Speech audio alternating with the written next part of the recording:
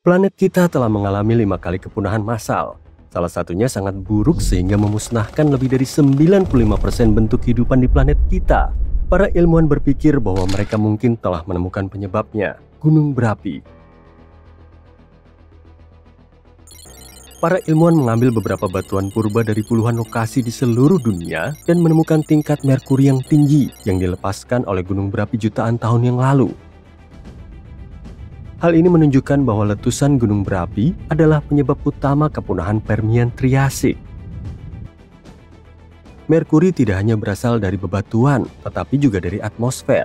Artinya, ketika gunung berapi meletus, mereka melepaskan gas beracun ini ke udara. Gunung-gunung berapi ini menghasilkan sekitar 3.090 km kubik abu, jauh lebih banyak daripada letusan Gunung Santa Helena yang terkenal itu.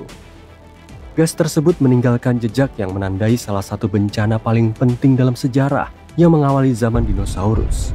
Letusan-letusan ini kemungkinan besar melepaskan merkuri dengan membakar deposit batu bara yang besar. Perairan yang lebih dangkal menunjukkan lonjakan merkuri tepat di cakrawala utama kepunahan. Sementara bagian yang lebih dalam mencatat lonjakan puluhan ribu tahun sebelumnya.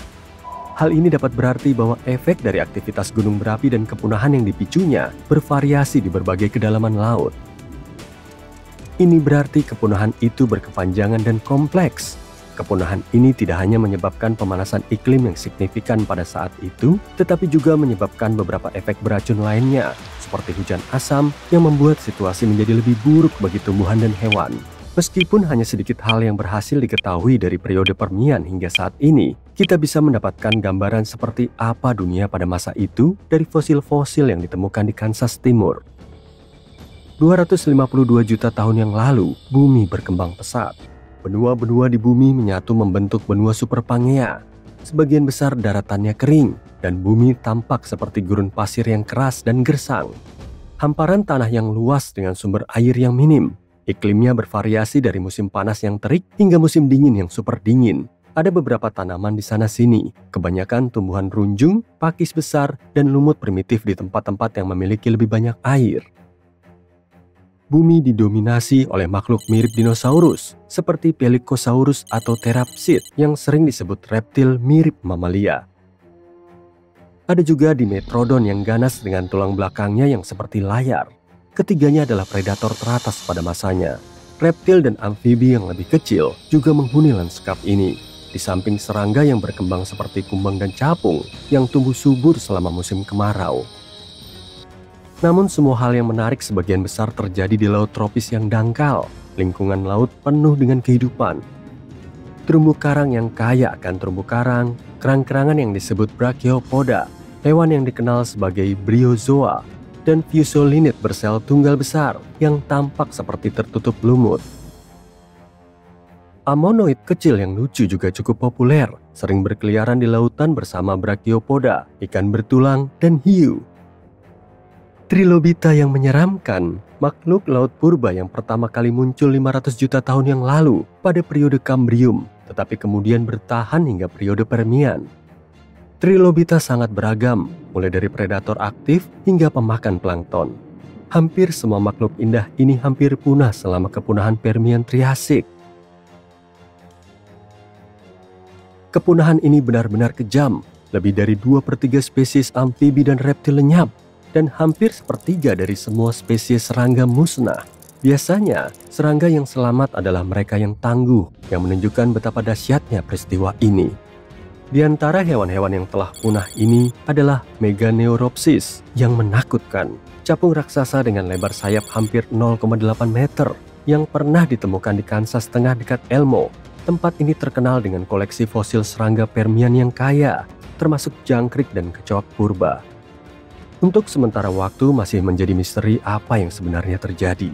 Teori-teori berkisar dari hantaman asteroid besar dan polutan alami yang menghimpit laut oksigen hingga awan debu dari letusan gunung berapi yang menghalangi matahari dan mendinginkan planet ini. Ada bukti untuk setiap skenario ini, namun penemuan baru ini mengarah pada teori gunung berapi. Ada juga kemungkinan bahwa penyebabnya bukan hanya karena gunung berapi. Para peneliti yang didanai NASA baru-baru ini menemukan apa yang mungkin merupakan sidik jari dari pelaku purba ini, atau setidaknya salah satu kaki tangannya. Dengan menyelidiki bebatuan di seluruh dunia, mereka menemukan bukti yang mengarah pada hantaman asteroid besar sebagai penyebabnya. Mereka menemukan molekul-molekul yang tidak biasa berbentuk seperti bola sepak yang dikenal sebagai fullerenes. Molekul-molekul ini mengandung gas langka yang biasanya berasal dari luar angkasa. Hal ini menunjukkan bahwa sebuah batu luar angkasa yang sangat besar, mungkin sebesar Gunung Everest, menabrak bumi dan menyebabkan kepunahan. Sepertinya telah terjadi serangkaian peristiwa bencana. Gunung berapi memuntahkan lava dan gas dalam jumlah besar yang mengubah iklim. Pangea terbentuk dan mengganggu pola cuaca dan lautan, dan sebuah asteroid memutuskan untuk bergabung sebagai penyempurnanya. Beruntungnya kita, alam sangat gigih dan selalu menemukan cara untuk terlahir kembali. Hal ini membuktikan betapa tangguhnya bumi. Yang menarik adalah bahwa hal ini bukan satu-satunya yang terjadi. Kepunahan Devonian akhir yang terjadi sekitar 360 juta tahun yang lalu juga terkait dengan aktivitas gunung berapi. Letusan gunung berapi dan perkembangbiakan tanaman darat dapat mengubah nutrisi yang mengalir ke lautan.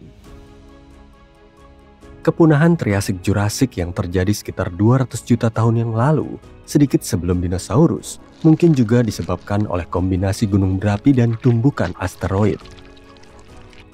Dan akhirnya, sekitar 66 juta tahun yang lalu, perubahan dramatis terakhir terjadi di bumi. Planet kita beralih dari zaman dinosaurus ke zaman mamalia. Perubahan penting ini dikenal sebagai kepunahan KPG. Sama seperti kepunahan Permian, kepunahan KPG merupakan peristiwa mendadak yang mengantarkan bentuk kehidupan baru. Dan sekali lagi, ada dua teori utama tentang apa yang terjadi. Teori yang paling populer mengatakan bahwa dinosaurus menghilang karena sebuah asteroid besar. Meteorit Chicxulub menghantam wilayah yang sekarang menjadi Meksiko Selatan, menciptakan kawah Chicxulub. Meteorit itu memiliki lebar sekitar 9,7 km dan meluncur ke bumi dengan kecepatan yang luar biasa. Tumbukannya sangat kuat sehingga menguapkan semua yang ada di dekatnya seketika dan melepaskan lebih banyak energi daripada peristiwa lainnya dalam 1 miliar tahun. Akibatnya sangat dahsyat, gempa bumi mengguncang benua-benua dan tanah itu sendiri bergejolak seperti lautan badai.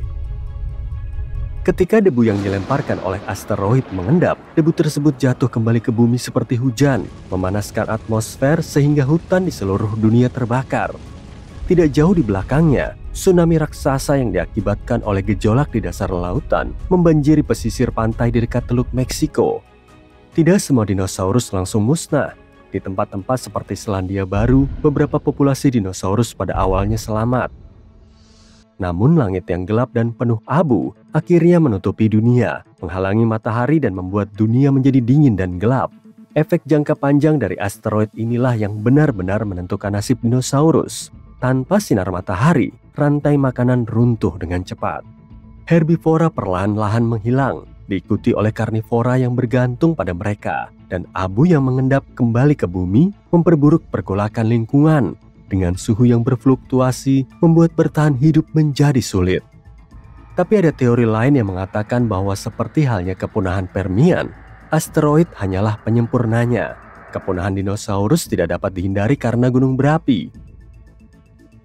Sekitar 1 juta tahun sebelum kepunahan dinosaurus, aktivitas vulkanik besar-besaran dimulai di bawah wilayah India saat ini. Peristiwa ini menciptakan perangkap Dekan, sebuah dataran tinggi yang luas yang terbentuk dari lapisan lava yang menutupi area seluas Prancis. Selama ratusan ribu tahun, gunung berapi ini memuntahkan sulfur dioksida dan karbon dioksida ke atmosfer. Hal ini membuat langit menjadi gelap dan hujan menjadi asam, meracuni sumber makanan dan mengubah lautan menjadi kolam beracun. Perubahan ini terjadi secara bertahap, namun tanpa henti, membuat ekosistem tertekan, memutus rantai makanan, dan menyebabkan penurunan jumlah spesies secara perlahan namun pasti, termasuk dinosaurus. Meskipun tidak pasti teori mana yang benar, para ilmuwan sekarang berpikir bahwa keduanya sama-sama harus disalahkan. Mungkin suatu hari nanti kita akan memiliki gambaran yang jelas tentang bagaimana kekuasaan dinosaurus berakhir dengan tiba-tiba.